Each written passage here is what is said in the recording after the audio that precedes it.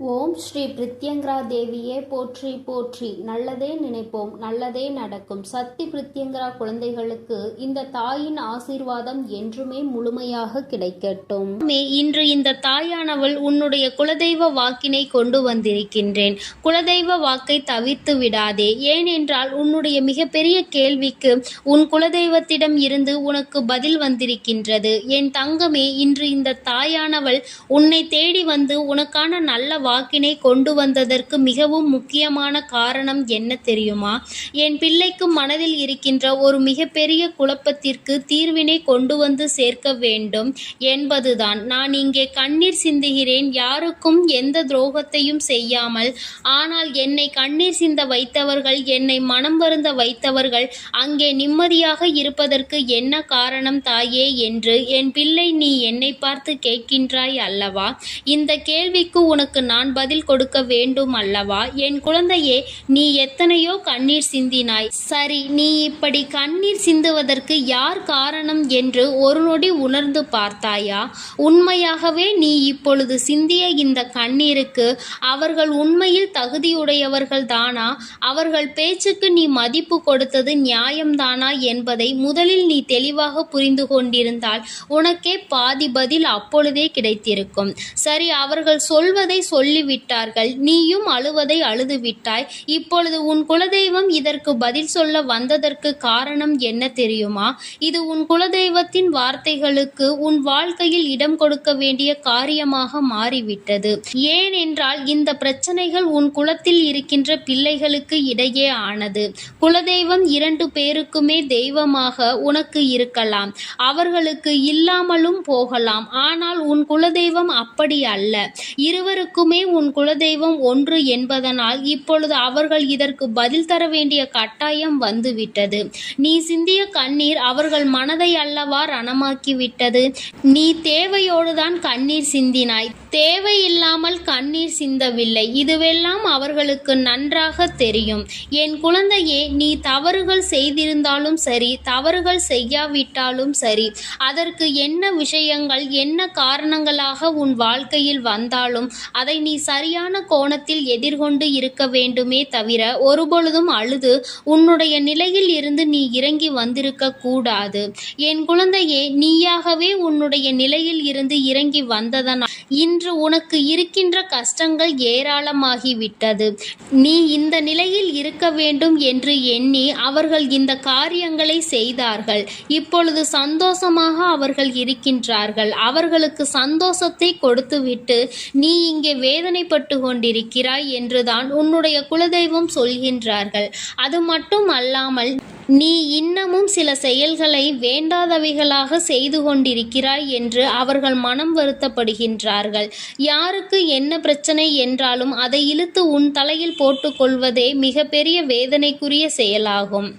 அவர்கள் நினைக்கின்றார்கள், அடுத்தவர்கள் படுகின்ற கஷ்டங்களை பார்த்து மனம் இறங்குவதில் தவறில்லை. அதற்கு அவர்கள் உன்னிடத்தில் உதவிகள் கேட்டால் மட்டும்தானே செய்து கொடுக்க வேண்டும். மாறாக நீயாகவே உள்ளே நுழைந்து அவர்களுக்கு உதவுகிறேன் என்று சொல்லிவிட்டு நாளை உன்னுடைய கஷ்டங்களுக்கு யாரும் உனக்கு உதவிக்கு வராமல் நீ நிற்கும் பொழுது அது எத்தனை பெரிய வேதனையாக இருக்கும் என்பதை உன்னால் புரிந்து கொள்ள முடியும். அதற்காக கைமாறு கருதாமல் உதவி செய்ய வேண்டும் என்று சொல்லி இருக்கின்ற பொழுது நீ உதவிகளை செய்யக்கூடாது என்று சொல்கின்றேனே என்று என் பிள்ளை நீ நினைக்கலாம். என் தங்கமே, வாழ்க்கையில் இப்பொழுதெல்லாம் பல மாற்றங்கள் வந்துவிட்டது. முன்பு போல இப்பொழுது இருக்கின்றவர்கள் எல்லாம் இல்லை. ஒரு உதவியை செய், அதற்கு கைமாறு எதிர்பார்ப்பது மட்டும் அல்லாமல் அந்த உதவிகளை செய்தவர்களுக்கே குழி தோண்ட நினைப்பதுதானே இப்பொழுது இருக்கின்ற மனிதர்களின் மனநிலையாக இருந்து கொண்டிருக்கிறது. அடுத்தவர்கள் வாழ்க்கையில் கெடுதல் நினைக்க ஒருவரும் ஒரு அளவு கூட சிந்திப்பது கிடையாது. யாருக்கு வேண்டுமானாலும் என்ன வேண்டுமானாலும் செய்ய நினைக்கிறார்கள். அதனால் அவர்கள் நினைக்கின்ற விஷயங்கள் எல்லாம் சரிதான் என்று எல்லாவற்றையும் விட்டுவிடக் கூடாது என்றுதான் உன் குலதெய்வம் சொல்கின்றார்கள். வேண்டியவர்கள் வேண்டாதவர்கள் என்றெல்லாம் இப்பொழுது கிடையாது. உண்மையில் எவரினுடைய வார்த்தைகள் உனக்கு ஆறுதலையும் அன்பையும் கொடுக்கின்றதோ அவர்கள் மட்டுமே உனக்கு வேண்டிய வேண்டியவர்கள். உனக்கு யாருடைய வார்த்தைகள் உனக்கு வேதனைகளை அதிகமாக கொடுக்கின்றதோ அவர்கள் உனக்கு வேண்டாதவர்கள். இப்பொழுதெல்லாம் இப்படிதான் உனக்கு இருக்கின்ற உறவுகளை கணிக்க வேண்டுமே தவிர ஒருபொழுதும் நீ உறவுகள் என்று எண்ணி தேவையில்லாத நட்புகளை வளர்த்து கொள்ளாதே. என் பிள்ளையே, தெரியாதவர்கள் கூட ஓடி வந்து உதவிகளை செய்து கொடுத்து விடுவார்கள். தெரிந்தவர்கள் இங்கே உதவிகளை செய்வது கிடையாது. தெரிந்தவர்கள்தான் அடுத்தவர்களுக்கு உதவிகளை செய்தால் எங்கே அவர்கள் வாழ்க்கையில் முன்னேற்றம் வந்துவிடுமோ என்று எண்ணி அதை செய்ய மறுக்கின்றார்கள். என் தங்கமே, இதையெல்லாம் இனிமேல் உன் வாழ்க்கையில் நடக்க இருக்கின்ற விஷயங்கள். அதனை உனக்கு புரிய வைக்க வேண்டும். அதன் பிறகாவது என் பிள்ளை இந்த வாழ்க்கையில் என்ன நடந்து கொண்டிருக்கிறது என்பதை புரிந்து கொண்டு அதற்கு ஏற்றது போல நீ வாழவும் தொடங்கி விடுவாய். இனியும் இந்த சூழ்நிலைகள் இப்படியே இருக்கும் என்றால் நீ உன்னுடைய மனநிலையில் மாற்றங்களை கொண்டு வர வேண்டும். நான் இப்படிதான் இருப்பேன், இப்படிதான் வேதனையை அனுபவிப்பேன் என்றால் யாராலும் உன்னை எதுவும் செய்துவிட முடியாது அல்லவா? உன்னுடைய குலதெய்வம் அதைதான் சொல்லி அங்கே வேதனைப்பட்டு கொண்டிருக்கின்றார்கள். அதனால் என் குழந்தையே, இனி ஒருபொழுதும் இந்த வாழ்க்கையில் உனக்கு கிடைத்த கஷ்டங்களை எண்ணி வேதனைப்படாமல் இனி உன்னுடைய வாழ்க்கையில் உன்னை தூக்கி நடத்துகின்ற தெய்வமாக நான் இருப்பேன் என்பதை நீ மனதில் வைத்து கொண்டு உனக்கு செய்கின்ற விஷயங்களை எல்லாம் பார்த்து நீ கணக்கில் எடுத்துக்கொள்ள வேண்டாம். யாரை விட்டுவிட வேண்டும் என்பது உன்னுடைய கையில்தான் இருக்கிறது. எல்லாவற்றிற்கும் மேலாக இந்த வாழ்க்கை உனக்கு கொடுக்க நினைத்த சோதனைகளை எல்லாம் நீ கடந்து வந்து யார் உன்னை அள வைத்தார்களோ அவர்கள் முன்னிலையில் நீ வாழ்ந்து காட்ட வேண்டும். உன் குலதெய்வம் இன்னொன்றையும் சொல்லி இருக்கின்றார்கள். உன்னை கண்ணீர் சிந்த வைத்தவர்கள் அங்கே மிகுந்த மனவேதனைக்கு ஆளாகி நிற்கப் போகின்றார்கள். அடுத்தவர்களுக்கு வேதனையை கொடுப்பதற்கு முன்பாக சற்று சிந்தித்து இருந்தால் இன்று அவர்கள் நல்ல நிலைக்கு வந்திருப்பார்கள். ஆனால் அவர்கள் இன்று உன் குலதெய்வத்தின் கையால் தண்டனை பெறுவதற்கு தயாராக நிற்கின்றார்கள்.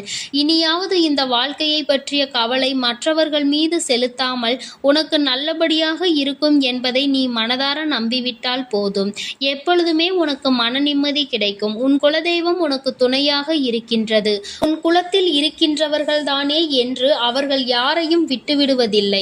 அவர்கள் தவறு செய்கின்றவர்களுக்கு தண்டனை என்ற ஒன்று எப்பொழுதும் கிடைத்தே தீரும் என்றுதான் சொல்கின்றார்கள்.